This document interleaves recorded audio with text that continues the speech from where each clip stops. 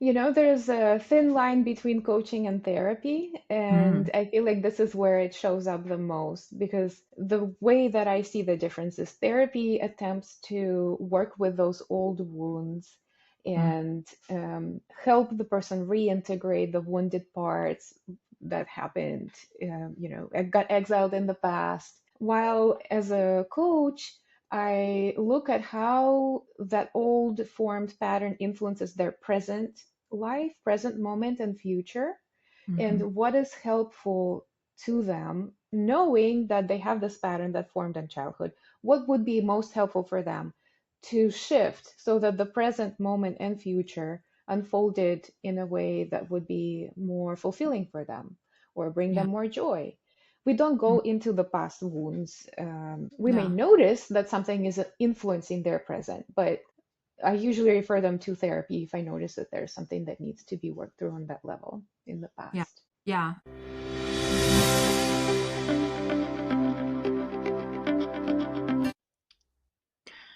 Welcome back to Divorce Coaches Academy podcast. I'm Tracy. And if you're a divorce coach or a fellow divorce professional, you've probably had a client say something like, I knew I shouldn't have responded that text, but I did anyways. Or I promised myself I wasn't going to get pulled into another argument, but here we are again. Our clients often know what they should do. They've read the books, they've listened to podcasts, they've practiced communication techniques, yet they still find themselves caught in the same emotional reactions, the same conflicts, and the same frustrating cycles with a former spouse or co-parent. That's because conflict isn't simply about communication. It's about patterns. And as divorce coaches, we know that separation and divorce does not create conflict patterns. They often expose them. Under stress, people don't always rise to the occasion. They often fall back on familiar ways of thinking, feeling, and reacting. And unless those patterns are recognized, they tend to repeat themselves, regardless of how much we want the situation or the other person to change. And my guest today believes that lasting change does not begin with finding the perfect response to conflict. It begins with understanding the patterns beneath it. Rather than asking, how do I get the other person to change? She invites us to ask a much more powerful question. What is happening inside me that keeps the cycle going?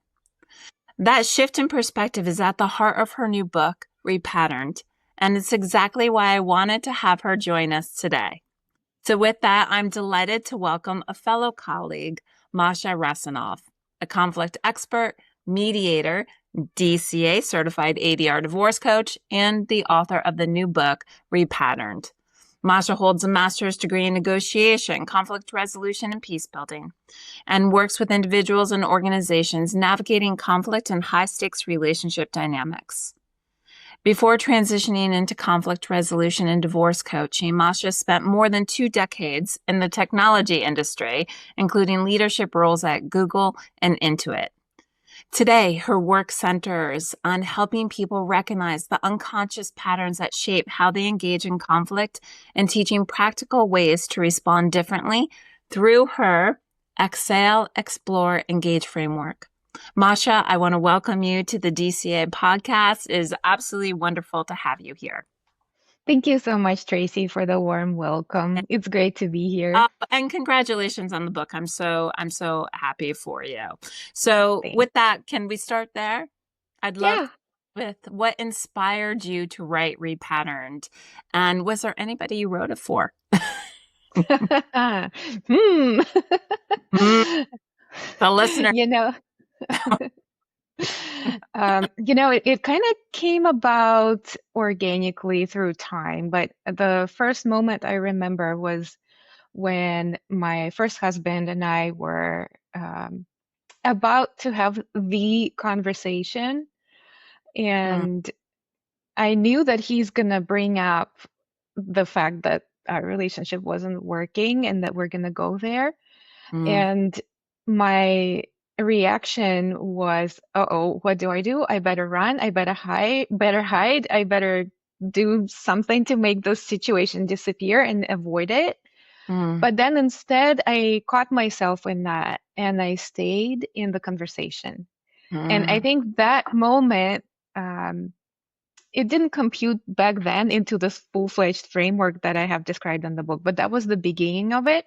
The realization that if we are able to catch ourselves and to notice what's happening automatically with our body and emotions and the impulse to do something, then maybe if we notice it, we can change it. Then we have the power to do something differently.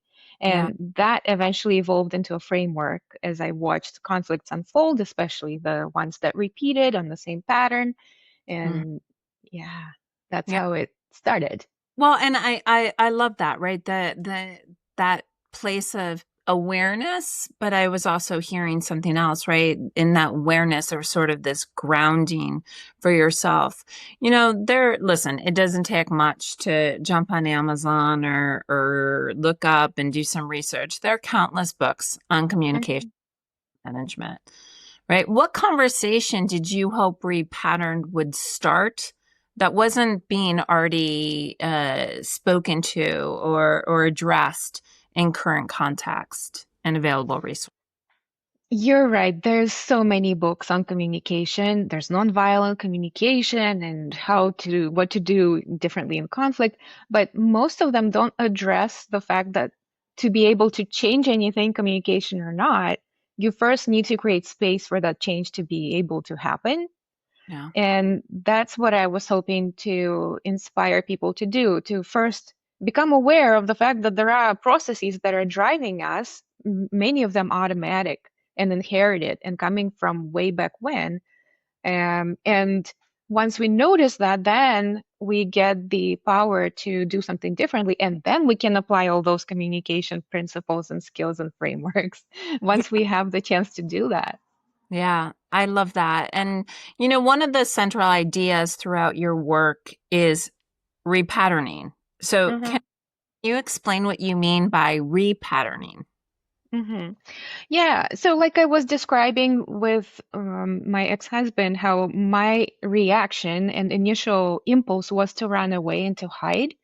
That was a pattern that formed in my childhood, and it was reiterated Uh, through many situations because that reaction kept me safe and secure at some moment in time when I couldn't do anything else.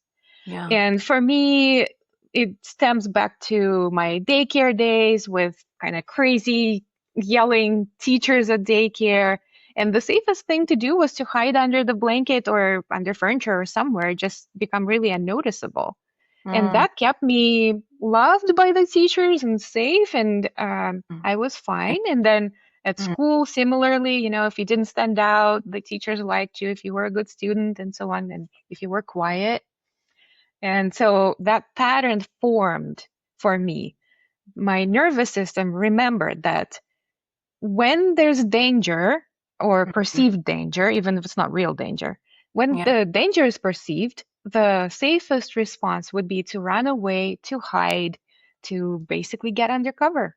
And that's one of many patterns, but there are so many patterns that each of us has that we're not really aware of because Yeah. they do form over time and they are automatic. And sometimes we notice, like, oh, interesting. Whenever I feel threatened, I start yelling. Why is that? But not many people even think that, right? No, because it's hard to think, right? It's often, what is happening to me versus this idea that I actually play a role in this process. And even in the most abusive situations, right? You were talking about threat, safety, perceived or not. And I think what's really, really significant here is that it was something, the patterns that you did made sense for you. There was some reward, right? hmm You said if I was quiet and sort of didn't engage, then I was good. I was perceived as good. So then, even in these patterns, both in our conflict style patterns and our communication patterns, which often go hand in hand, right? We learn from a really early age if there was some kind of outcome, right? Or hmm less threatened, or I was perceived as being compliant or complicit, right? hmm So I think it's so clear that there's opportunities, but it's hard to get there. Why do you think why do you think that happens, right? That we know intellectually, right? We can use our thinking brain and understand intellectually, right? What Mhm. conflict engagement is, what healthy communication is, but when emotions run high, right, we kind of fall into those default behaviors. What's happening there? Yeah, it's mostly just biology and how our nervous systems work. There's impulse, that's the first reaction that comes up when something like that happens, the threat or perceived danger. And then there's the habit that is formed over time.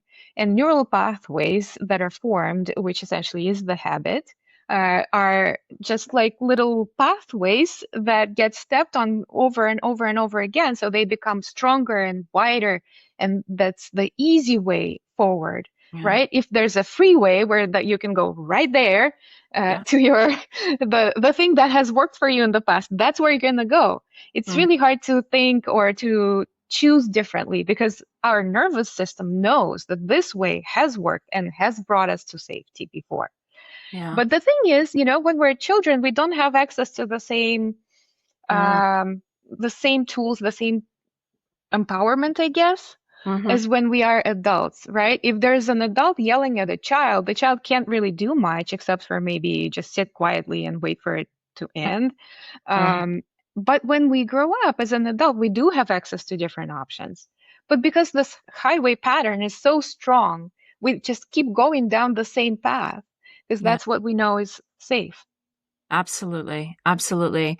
And, as divorce coaches, we work with clients who often feel really trapped in those Hmm. conflicts, right, with a spouse or co-parent. And the issues change, but that emotional experience feels familiar. Hmm.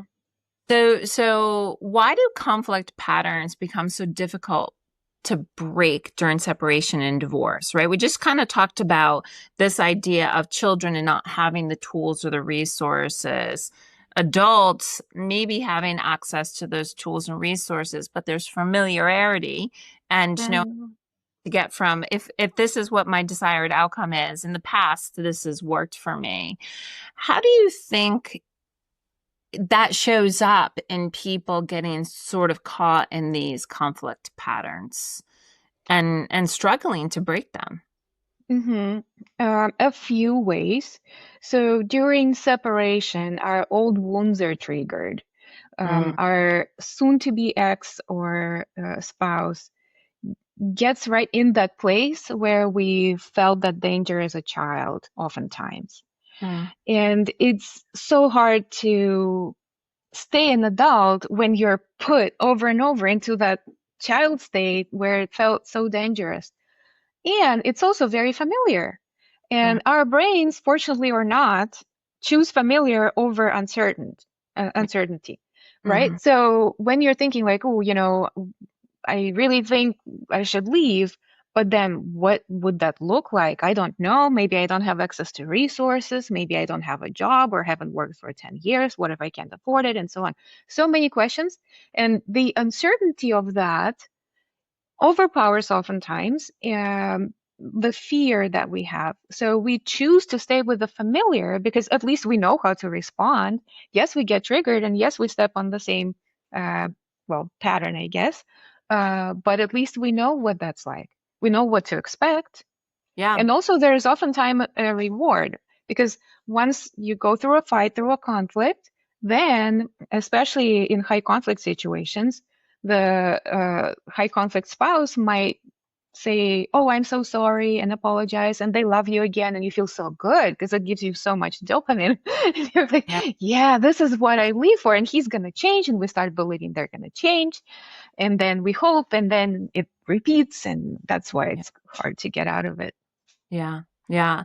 I can't help but think about that, very famous study where the two groups of individuals had a choice between uh, going into the situation where they may receive an electric shock Hmm.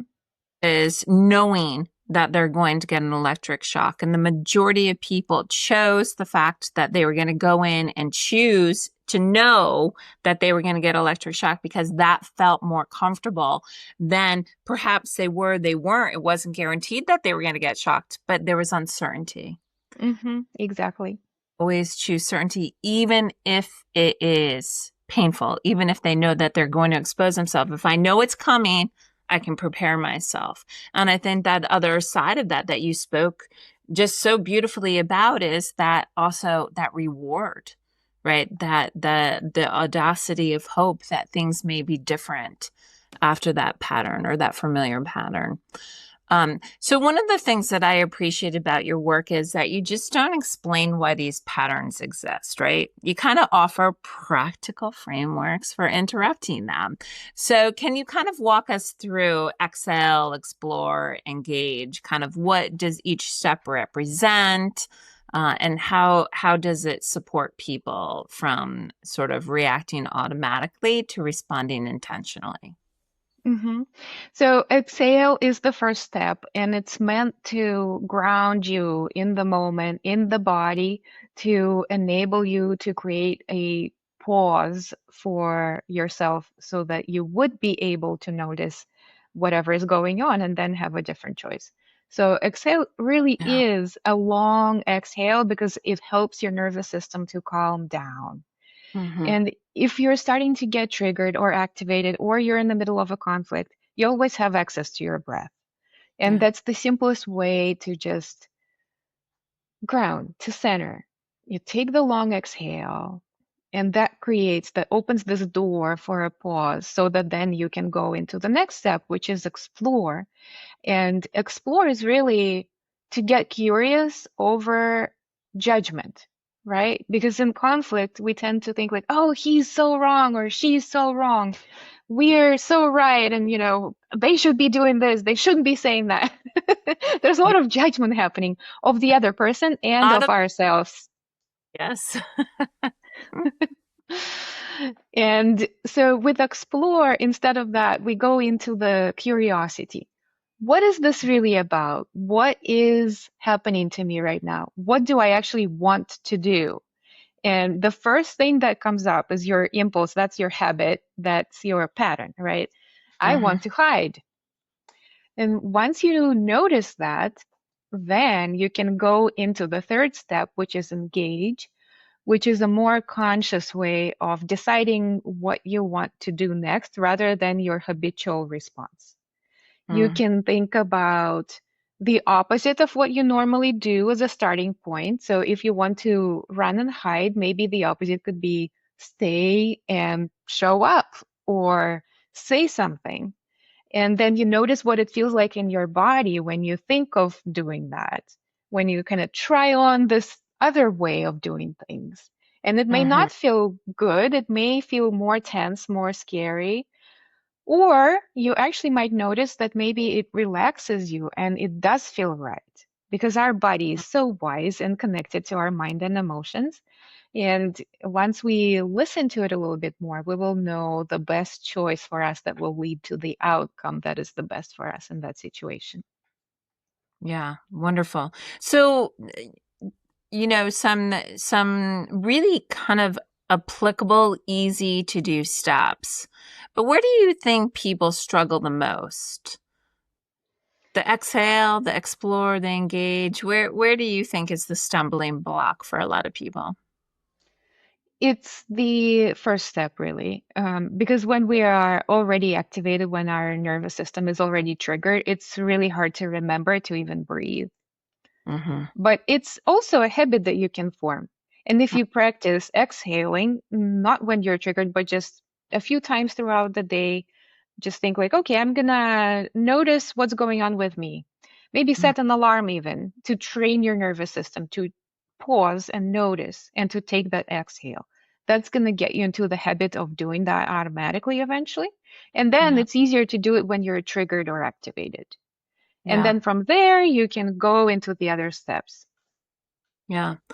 I think it's so true, right? That first step, just getting started and overcoming that big hurdle, which is slowing down, right? Hmm. Something a little bit about of in our training about this idea of distress tolerance, right? Yeah. That whatever that trigger is happened isn't going to miraculously go away, but it's sort of creating that pause, if you will, slowing down that nervous system activation so that there isn't that hijack, which is really, really centered in your framework in that exhalation, in that Mm-hmm.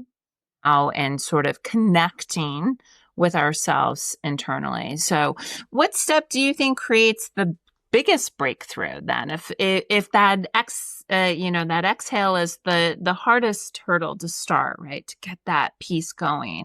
Which one do you see as the where our clients can create the biggest breakthrough? It really is engage step where you think of when Mm, once you realize what your normal response is and you think of the opposite and maybe a couple more options, that puts you out from that highway and into this narrower road that you haven't walked yet. But mm, once you're there, you can see that actually it may not be that bad. yeah. So, in a situation of separation or divorce, maybe their normal fight pattern is they start talking, one says something, activates the other one tends to insult, let's say, or just react very aggressively verbally. And if this person is able to get to the point of noticing that that's what's going on and thinking, like, oh, what instead of insult, I say something opposite of that, like a compliment. Can you imagine what Yeah. the result could be? Yeah. Just even in that ability that there is choice, Mm-hmm. which is what I kind of love in this idea of repatterning, that it doesn't have to be this way, right? Mm-hmm.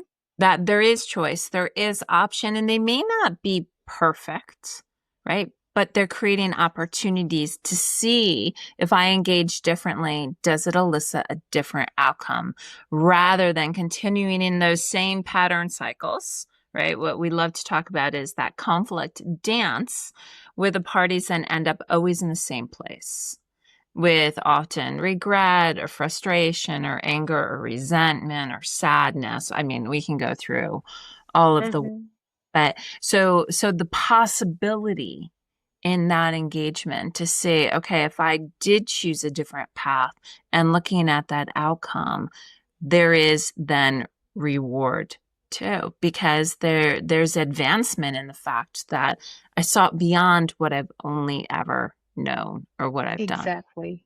Yeah, Yes. love that. I love that. So obviously one of the hardest shifts for a lot of our clients or individuals experiencing divorce or co-parenting conflict is accepting that the conflict may never change if they're sitting there waiting for the other person to change first. Mm-hmm.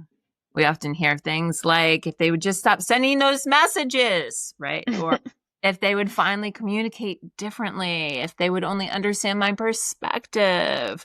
So, how does your work help people shift sort of their attention away from trying to change somebody else toward recognizing that the only patterns they truly have influence over are their own? Waiting for the other person to change is a very risky gamble. It Mm-hmm. does happen very, very rarely, only when and if that person decides that they want to change and they Yeah. put some effort into that and actually do something differently. Mm-hmm. And when we wait for them to change, to do something differently, to say something differently, we give the power to them over our own well being Mm. because there's no agency in waiting for the other person to change. Then there's nothing we can do. But Yeah. if we say, actually, I need to figure out how to be okay regardless of this other person and what they do, then we take the power back and there's agency in that. Agency. And right. And then we can make our own choices. Then we decide whether or not we want to change. We decide whether or not the situation is working for us or not. Yeah. Then we say, okay, if we consider that this person may never change, are we okay with that? Am I okay with that? Mm. What do I want to do differently given that new thing now? Yeah, and One of the challenges in that is that often when clients hear us asking those questions or Mm-hmm. that process, right, they often think that we're somewhat suggesting the conflict is somehow their fault. Mm. And well, let me ask you, how do you help people understand that difference between sort of taking responsibility for their own responses versus taking responsibility for somebody else's behavior? Yeah, a relationship or a conflict cannot exist with only one person. There's always two people, Mm-hmm. and both people contribute to the dynamic. For example, when the conflict is on a repeat, when it's the same old story that happens every day, and it could be initiated by one partner, but if the other one gives the same response over and over, they cannot expect a different outcome. However, once you realize that the dynamic is between two people, then you know that if one of the sides starts making a shift, it will influence the dynamic between the two. Yeah. And so if you start with yourself, that's the easy and the only probably way to actually change the dynamic between two people, Yeah. to start with yourself. And Mhm. it's not about whose fault it is or who is to blame, really. It's more who makes a move to do something differently first. It's Yeah. gonna it's gonna shift the dynamic Yeah. regardless of which one makes the first move. Yeah. So in a lot of the work, right, and you kind of talked about it in your introduction of your own experiences as a child, but you kind of also talk about how or exploring with clients how these parent patterns begin, right? Hmm. How sort of kind of recognizing how our earliest experiences with conflict shape the way we respond, especially in these high stress experiences similar to divorce and co-parenting. What does that look like in exploration and repatterning, sort of that identification of early conflict patterns? There's a thin line between coaching and therapy, Mm, and I feel like this is where it shows up the most because the way that I see the difference is therapy attempts to work with those old wounds mm, and help the person reintegrate the wounded parts that happened, got exiled in the past. While as a coach, I look at how that old formed pattern influences their present life, present moment, and future, mhm. and what is helpful to them, knowing that they have this pattern that formed in childhood. What would be most helpful for them to shift so that the present moment and future unfolded in a way that would be more fulfilling for them or bring Yeah. them more joy? We don't Mm, go into the past wounds. mm.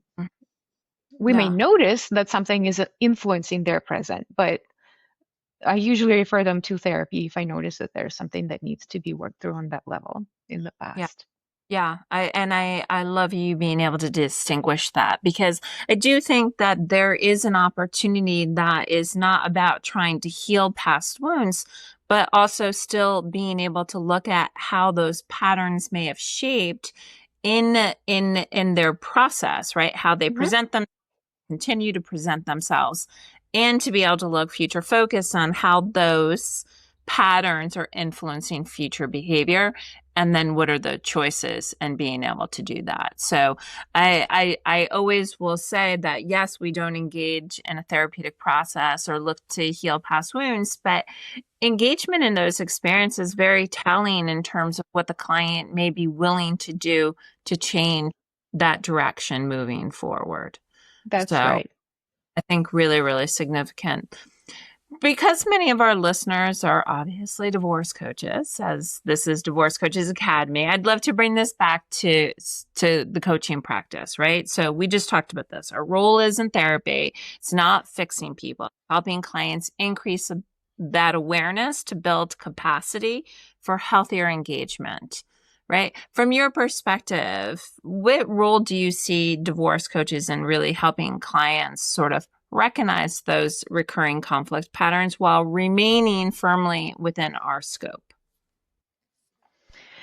if we as divorce coaches are able to teach our clients the tools to recognize what's happening with them, to recognize what their patterns might be contributing to their present day behavior, and then show them how what empowerment may feel like once they do that, they open this choice possibility. If, as coaches, we can show that and help our clients feel that empowerment, that I think Yeah. would be just so amazing for all of our clients to experience. Absolutely. Absolutely. Okay. So for our listeners that hopefully will also pick up your book, Repattern, after today's conversation, what do you hope that those people reading it will take away from your book? Like, what is it that you're really hoping people who read your book walk away with? And for professionals who are also supporting clients and navigating conflicts in their divorce, how does Repattern fit into all that? Yeah, it's this. I would like people to who read my book to get this sense of agency back, because we lose it. We think that we have less control over what's going on with us than we actually do. And I'm Mm, hoping that once people see that, then they do feel more empowered and they can then make different choices. And if they're coaches, that maybe they can share it with their clients who will also then have better outcomes for their situations based on that empowerment. I love that. I love that. That real shift of, again, what's happening to me versus what am I willing to do? And Mm-hmm. the autonomy and that self-determination, self-actualization, which I'm gonna bring back to my OA's Maslow hierarchy of need, which is, Mm-hmm. our ultimate goal in reaching that. So Masha, I want to thank you so much for joining us today and for sharing your work with our listeners. I'm super excited for you and all the work that you did in this book. One of the themes that really stands out for me in this conversation is that certainly lasting change doesn't begin when the conflict disappears, right? It begins when we Right. become more aware of the patterns we bring into it.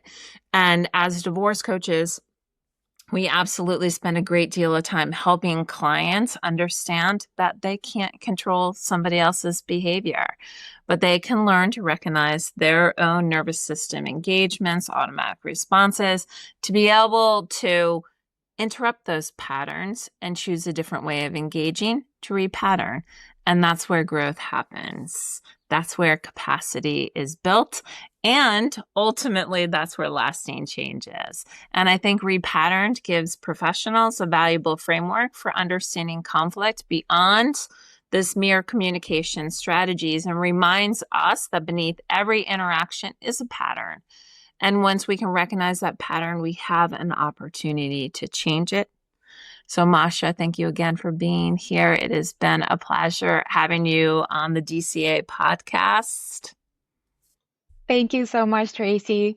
I love being your guest. Aw, thanks. And thank you to everyone listening today. If you enjoyed today's episode, please subscribe, leave us a review, share this conversation with another divorce professional. We know that we continue learning from experts like Masha. We're better equipped to help families navigate one of life's most difficult transitions with greater awareness, intention, and compassion. You can learn more about Masha and access her book in our show notes. So please don't forget to check that out. Until next time, thank you so much for listening.